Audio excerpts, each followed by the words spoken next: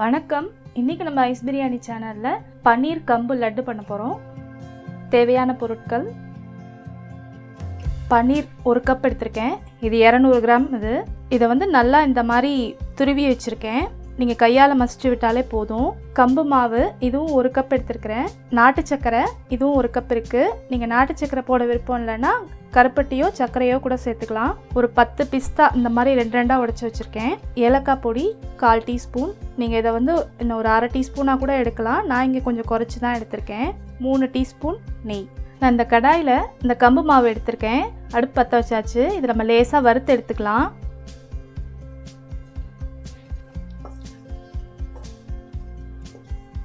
இந்த கம்பு மாவு பார்த்திங்கன்னா முழு கம்பாக வாங்கி அதை நல்லா சுத்தம் செஞ்சுட்டு லேசாக ஒரு வறுத்து மிஷினில் கொடுத்து அரைச்சி வச்சுருக்கேன். கடைகளில் கூட இப்போலாம் கம்பு மாவு ரெடிமேடாகவே கிடைக்குது. அது கூட நீங்கள் வாங்கிக்கலாம். நல்லா வாசனை வருது. இப்போ இது நல்லா வறுபட்டுருச்சு. இப்போ நம்ம இதை வேறு ஒரு பிளேட்க்கு மாற்றிக்கலாம். இப்போ நான் இதே கடாயில் நாட்டு சர்க்கரையை சேர்க்குறேன். இதில் ஒரு 1/4 கப் தண்ணி மட்டும் சேர்க்குறேன்.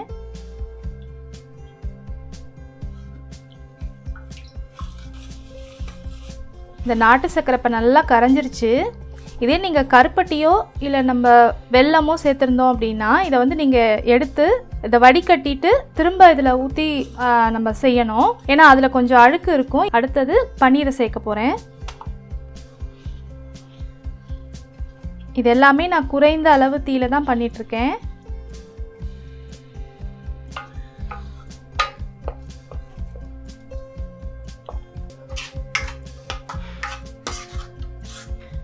இப்போ இந்த பன்னீரை நாட்டு சர்க்கரையில் நல்லா ஒரு 3 நிமிஷம் நல்லா பிரட்டியாச்சு. இப்போ இதில் அடுத்தது நம்ம இந்த வறுத்து வச்ச கம்பு மாவை சேர்க்கலாம். இது எல்லாமே நான் குறைந்த அளவு தீயில தான் பண்ணிகிட்ருக்கேன்.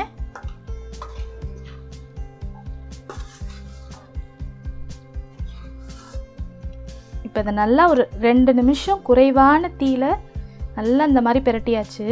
பார்த்திங்கன்னா எல்லாம் ஒன்று சேர்ந்து வருது. இப்போ இதில் நான் இந்த ஏலக்காய் பொடியை தூவுறேன். எடுத்து வச்சுருந்த நெய்லேருந்து ஒரே ஒரு டீஸ்பூன் நெய் சேர்க்குறேன்.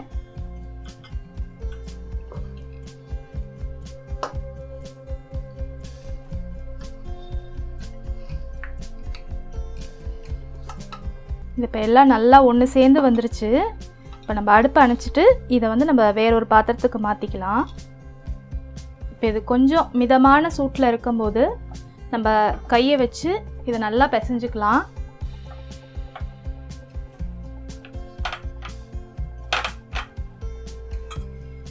இப்போ இதை நம்ம எந்த சைஸ்க்கு உருண்டை தேவையோ அந்த சைஸ்க்கு இதை முதல்ல நம்ம பிரித்து வச்சிடலாம்.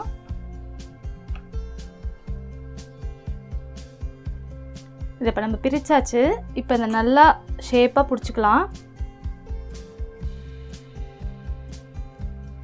நெய் தேவைன்னா நம்ம கையில் நெய் தடவிட்டு பிடிச்சிக்கலாம். நான் இங்கே தேவைப்படலை.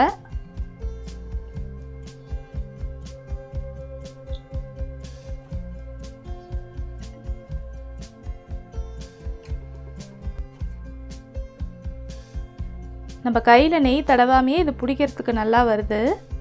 நம்ம இங்கே மீதம் இருக்க உருண்டையும் நல்லா உருட்டிட்டு மேலே பிஸ்தா வச்சு இந்த மாதிரி வச்சாச்சு. இப்போ நம்ம எடுத்துக்கிட்ட அளவுக்கு நமக்கு இந்த சைஸில் 20 லட்டு கிடச்சிருக்கு. நம்மளோட சேனலில் இதை தவிர இன்னும் நிறையா லட்டு ரெசிபிஸ் இருக்குது. அதையும் செக் பண்ணுங்கள். அதுக்கான லிங்க் நான் கீழே டிஸ்கிரிப்ஷன் பாக்ஸில் கொடுக்குறேன். இந்த பன்னீர் கம்பு லட்டு நீங்களும் செய்து பாருங்கள். செய்து பார்த்துட்டு உங்களோட கருத்துக்களை என்னோட பகிர்ந்துக்கங்க. ஐஸ் பிரியாணி சேனலை மறக்காமல் சப்ஸ்கிரைப் பண்ணுங்கள், லைக் பண்ணுங்கள், ஷேர் பண்ணுங்கள். நன்றி.